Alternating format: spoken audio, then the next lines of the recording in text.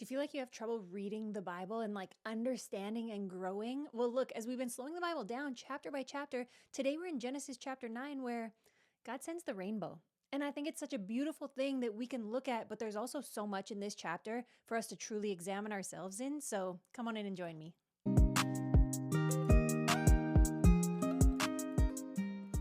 Hey y'all, I'm Kaela. Welcome back to His Word, My Walk, where I'm bringing you faith-based content to help you grow in your relationship with God, to help you get consistent reading the Bible, to understand it, to be excited about it, and to experience God in a fresh way in your life. And right now, we are in Genesis, and today we're in chapter 9. So we've been going through, slowing it down chapter by chapter, and I just love the freedom that you're receiving. Look, when I truly got consistent in 2017, I just went one chapter at a time. That's what I truly committed to. And I started to retain what I was reading. I started to be excited about it. I started to understand how to actually walk this out in my life and not just check off a box that says, read the Bible to be a good Christian. You know what I'm saying? So let's keep going. We are in Genesis chapter 9. And the flood waters just receded, and Noah and his family just came off the boat, remember? And then they built the altar there for the Lord. Let's continue on. I'm reading from the New Living Translation. You read whatever translation works for you. And truly, if you want to find what translation works best for you, I have a whole video here that'll just give you some education behind translations, so that you can make an informed decision for yourself. All right? Okay, here we go. Chapter 9. Then God blessed Noah and his sons and told them, be fruitful and multiply. Fill the earth. God blessed Noah and his sons. It almost seems like what we'd been reading so far, his sons and their wives were blessed because Noah was blessed. But right here we read, then God blessed Noah and his sons and told them, be fruitful and multiply, fill the earth. That's not the first time God has said, be fruitful and multiply, but we need a redo, right? We need a re-up. Be fruitful and multiply. Be fruitful and multiply. What's the importance of those words? Like if you looked up and did a little word study, again, if you're new here to His Word, My Walk, I'm not here to break everything down for you. I'm here to try to give you resources and get you curious enough and you want to spend more time with God on your own, that you want to go and research, that you want to go and look things up. And so a word study, be fruitful and multiply. It's something that we know from the Bible. But what are those actual words? And what did that mean for God to say that to Noah and his sons? Be fruitful and multiply, fill the earth. Like it's go time. All the animals of the earth, all the birds of the sky, all the small animals that scurry along the ground, and all the fish in the sea will look on you with fear and terror. I have placed them in your power. And did you catch that? If you've been with me the whole time? And all the fish in the sea. If we go back, this is where we get to be curious. If we go back, when God said He was going to wipe everything out, He didn't include fish. He didn't include fish. And yes, it was a flood. I get it. It was water. I get it.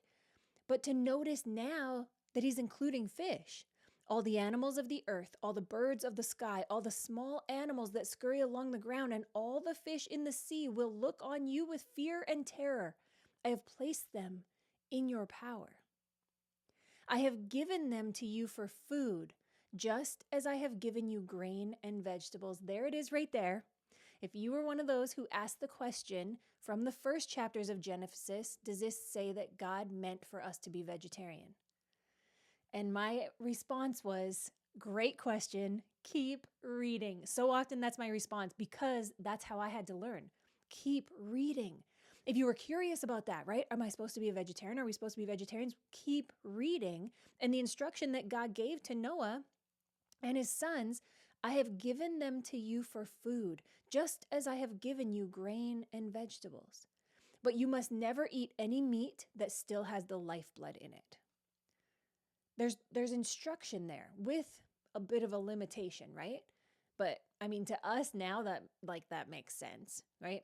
But there you go. I've given them to you for food.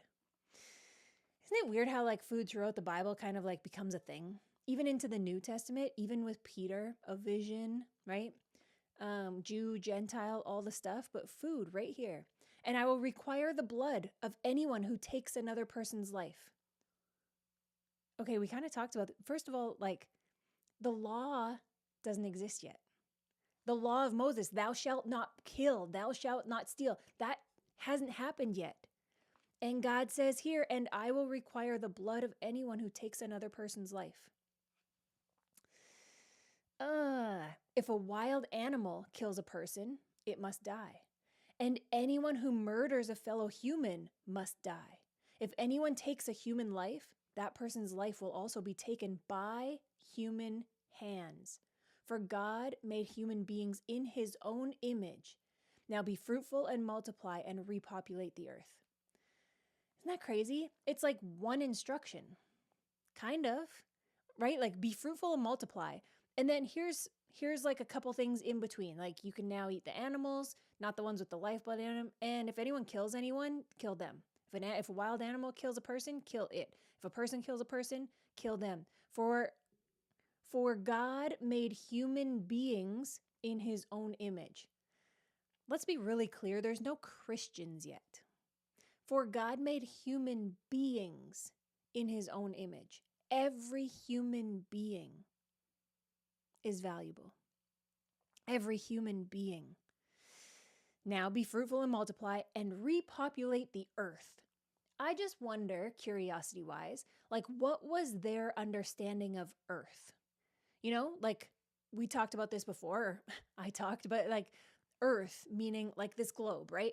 Earth meaning like round, all the continents, all earth. But what was their vision of that?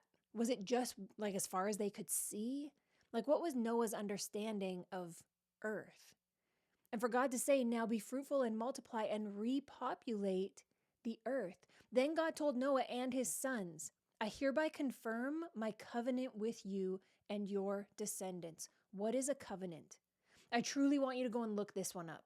What is a covenant? Now, a biblical covenant. You can even go as far as like God's covenant. What is a covenant? How serious is a covenant? This isn't just a promise. This is a covenant.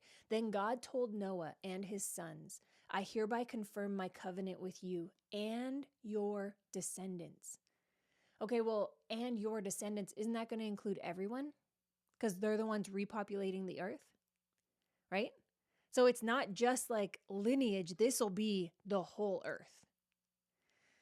And your descendants, and with all the animals that were on the boat with you, the birds, the livestock, and all the wild animals, every living creature on earth. What? God's covenant? God's covenant that he said to Noah. He gives that covenant to the animals too? The birds, the livestock, and all the ones that were on the boat with you. Every living creature on earth. Yes, I am confirming my covenant with you. Never again will floodwaters kill all living creatures. Never again will a flood destroy the earth. And it hasn't. God keeps his word. Right? I mean, it would be kind of a silly one, I think, but like that could be like a faith reset statement. God has not killed all living creatures again. He has kept his word. The fact that animals scurry along the ground, the fact that birds are in the sky, the fact that people are here, God has kept his word. Truly, God has kept his word. Then God said, I am giving you a sign of my covenant with you and with all living creatures for all generations to come. I have placed my rainbow in the clouds. It is the sign of my covenant with you and with all the earth. I have placed my rainbow in the cloud. I'd be interested to see what that says in a different translation, but I just love how the New Living Translation says that. God said, I have placed my rainbow, not a rainbow, not colors. I have placed my rainbow in the clouds. It's like this, like, you know, it makes me just think.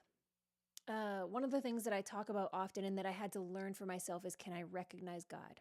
I stopped really saying like, can I see God? Can I see God? It's more of a, can I recognize him? Can I recognize that that's God? When I see a rainbow in the sky, do I recognize God? The answer might be like, yes, obviously, it's God, you know? But no, like, do I actually recognize God's covenant? Do I recognize God's promises? Do I recognize that rainbow is God keeping his word and giving us evidence thousands of years later that he keeps his word, giving us a sign to see that he keeps his word. I have placed my rainbow in the clouds. It is the sign of my covenant with you and with all the earth. When I send clouds over the earth, the rainbow will appear in the clouds. And I will remember my covenant with you and with all living creatures. Never again will the floodwaters destroy all life. Never again will the floodwaters destroy all life. When I see the rainbow in the clouds, I will remember the eternal covenant between God and every living creature on earth. Wait a minute, who said that? Isn't this God still talking? Now he's talking third person a little bit. When I see the rainbow in the clouds, I will remember the eternal covenant between God and every living creature on earth. Then God said to Noah. Then God said, this is still God speaking. Wait, like grammatically, I'm like, wait. Verse 12, then God said, I am giving you a sign of my covenant with you and with all living creatures for all generations to come. I have placed my rainbow in the clouds. It is the sign of my covenant with you and with all the earth. When I send clouds over the earth, the rainbow will appear in the clouds, and I will remember my covenant with you and with all living creatures. Never again will the floodwaters destroy all life. When I see the rainbow in the clouds, I will remember the eternal covenant between God and every living creature on earth. A different translation may say that differently.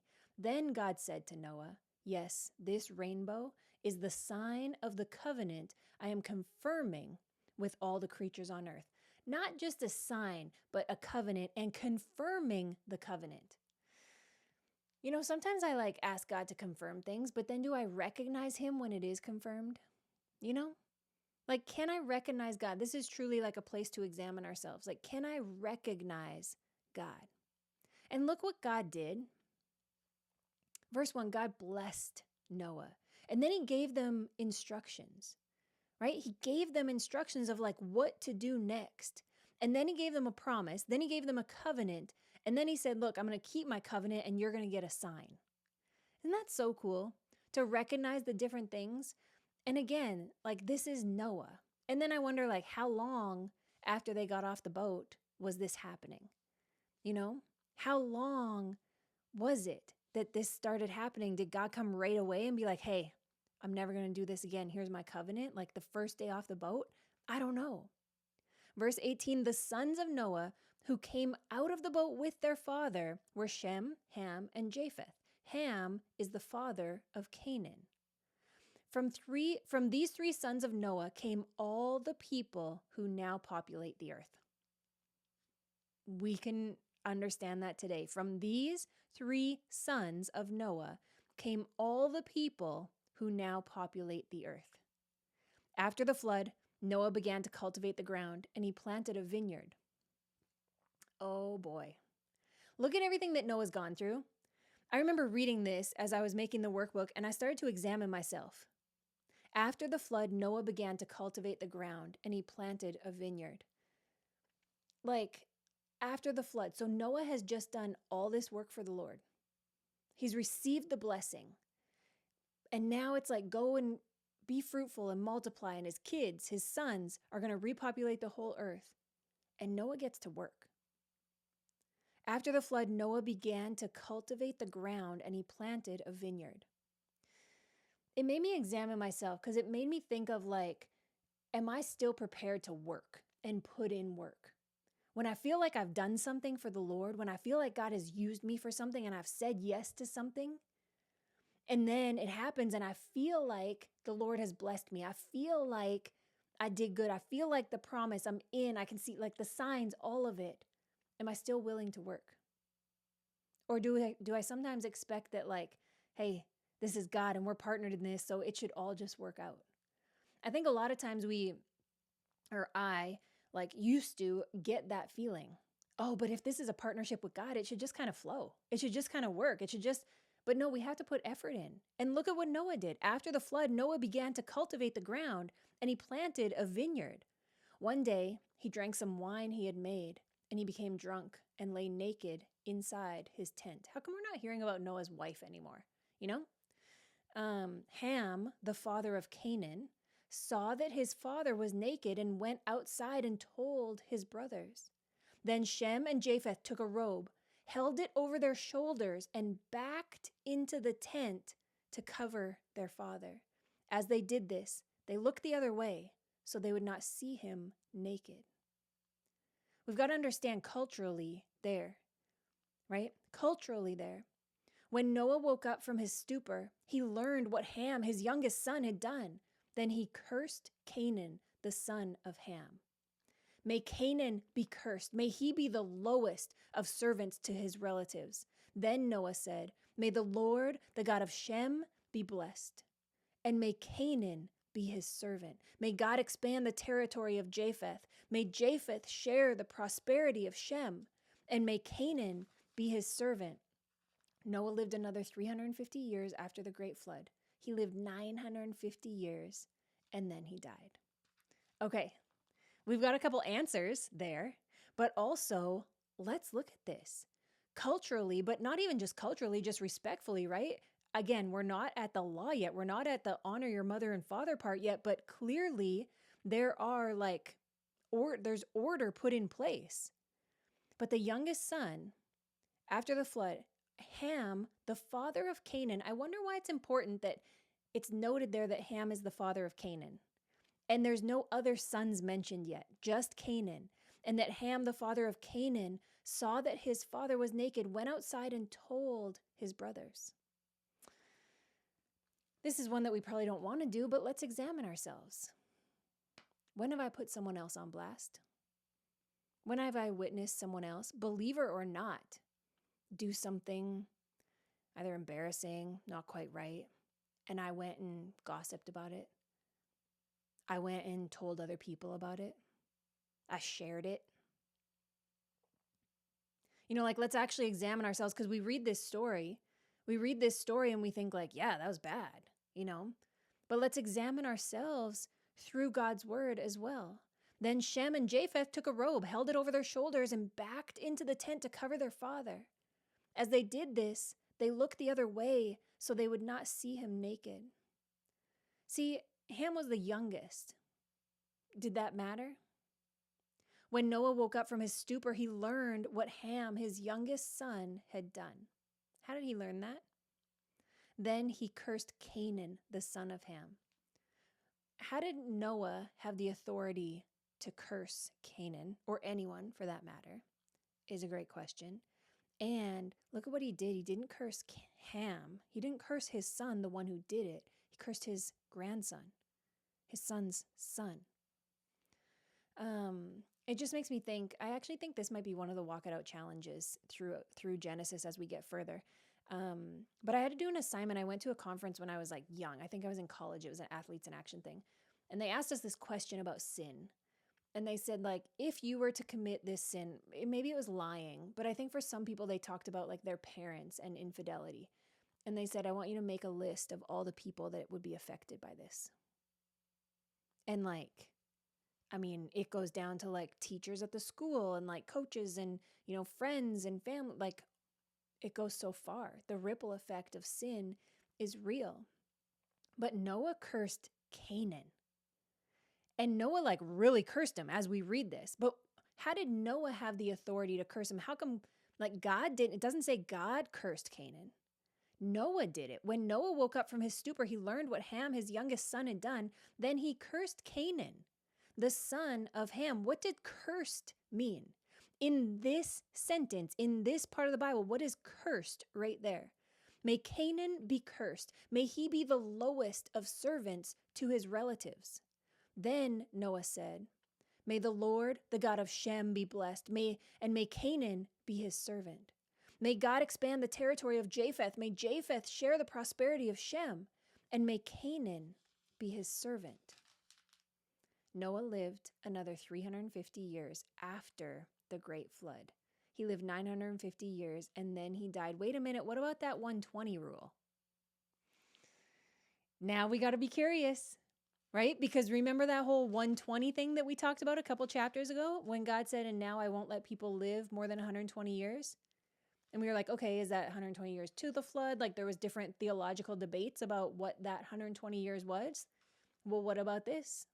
Noah lived another 350 years after the great flood.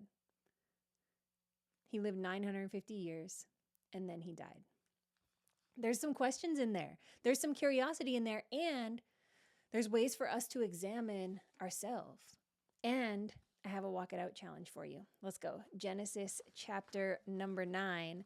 Let me give you the challenge today. Truly, when I give you these walk it out challenges, I know that you may not, do them every day, but I want to help you look for opportunities to walk out what we've read, to truly walk out our faith. If you're new here and I haven't shared this, I used to feel like, how sometimes you feel like, whatever the pastor teaches or whatever you read, they're like, I'm going to be tested in this, right? Like the pastor teaches on patience on Sunday and you're like, oh my gosh, I'm going to be tested in patience. I'm going to pick the wrong checkout line at the grocery store. I'm going to get in a traffic jam. Like, I just feel like I'm going to be tested in this week. And I used to just have a really hard time with that. And almost this fear of like, I can fail a test. Like, God, I could fail the test that you put in front of me. And it was having a hard time in my mind. And so one day I was just really, really praying about it. And I just felt this switch. And I switched from saying I'll be tested in this to let me look for opportunities to walk this out. If I'm learning about patience, God, help me to recognize opportunities to practice patience. Opportunities to use this. God, help me to recognize opportunities to walk this out today. And that's how these walk it out challenges that have been every day since May 1st of 2024, when I started sharing here, these walk it out challenges came from that, to try to help you to recognize opportunities that God puts in front of us in the day and that we look for them, that we look for ways to walk out his word. All right. So today, put in work and effort right where God has you. After the flood, Noah began to cultivate the ground and he planted a vineyard. God has you right where you are on purpose and for purpose. Even if it seems like you've lost so much, start working. What steps, big or small, can you take today? I mean, what was Noah starting with? Like everything was gone. Yet Noah got to work. Noah started putting in the work. So I want to challenge you today. Put in the work and effort right where God has you. God has you right where you are on purpose and for purpose. Even if it seems like you've lost so much, start working. What steps, big or small, can you take today? Look, those walk it out challenges plus questions for every single chapter, fresh questions for each chapter are in this workbook, and you can grab it. The link's always in the description. Let me pray for you before we go. God, I thank you. I worship you. You are a good God, a gracious God, a merciful God. Thank you for your covenant. Thank you for the sign, the beautiful sign that you have created and that you have given to all generations, that we can still witness your covenant. We can still see your promise. You can still show us the sign that you gave to Noah. The sign that you specifically gave to Noah, we still get to see today. Thank you, Lord. God, I pray over the one watching right now, Lord. I pray that you reveal to them the work for them to do right here, right now. God, I pray over their hearts for whatever they are grieving, whatever they have lost, that it feels like maybe they can't come back from it. God, I pray for strength. I pray for boldness. I pray for healing in their heart and in their mind, in their home, in the atmosphere, in their family. God, I pray that you show them today where they can get to work, the steps that they can take, big steps or small steps. God, they all matter. I pray your healing touch over their minds and over their hearts and over their bodies. In Jesus' name, amen. Well, it's time for them to populate the earth, and we may go through another chapter that's all just like genealogies and names, but there's still so much in there for us to examine ourselves and for us to recognize God. So let's keep going.